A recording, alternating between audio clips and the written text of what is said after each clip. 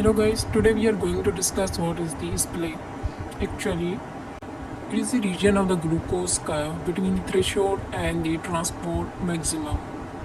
Occurs between the glucose concentration of 250 and 350 mg per deciliter. This is explained when we are going to discuss the glucose filtration, glucose excretion, and the glucose reabsorption. Now,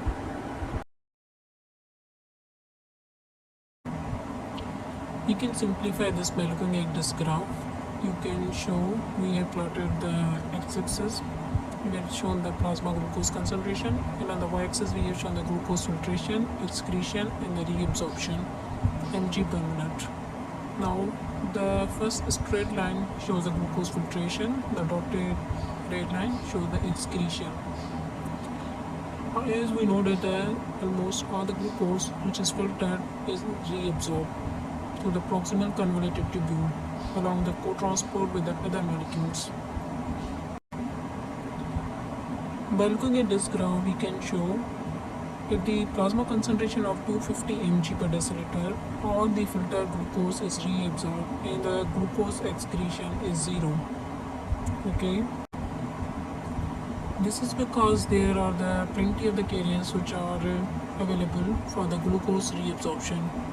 Now you can see in the graph the dotted lines, there is a letter written that Tm, the transport maximum, and below there is a threshold which is around 250 mg per deciliter. Now we can discuss what is the transport maximum first.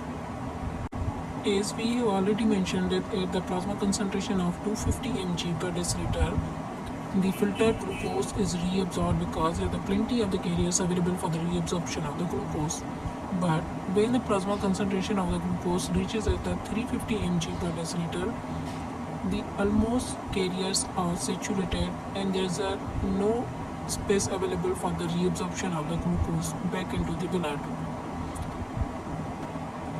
At this concentration of the 350 mg per deciliter, no further glucose is reabsorbed because the carriers are fully saturated and the excess amount of the glucose is excreted in the urine.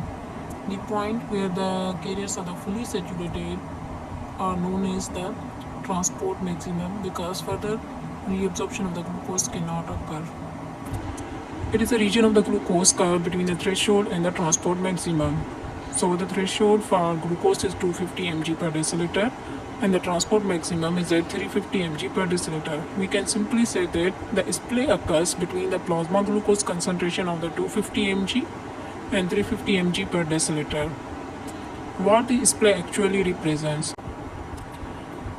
Split actually represents the excretion of the glucose in urine before the saturation of the reabsorption transport maximum is fully achieved.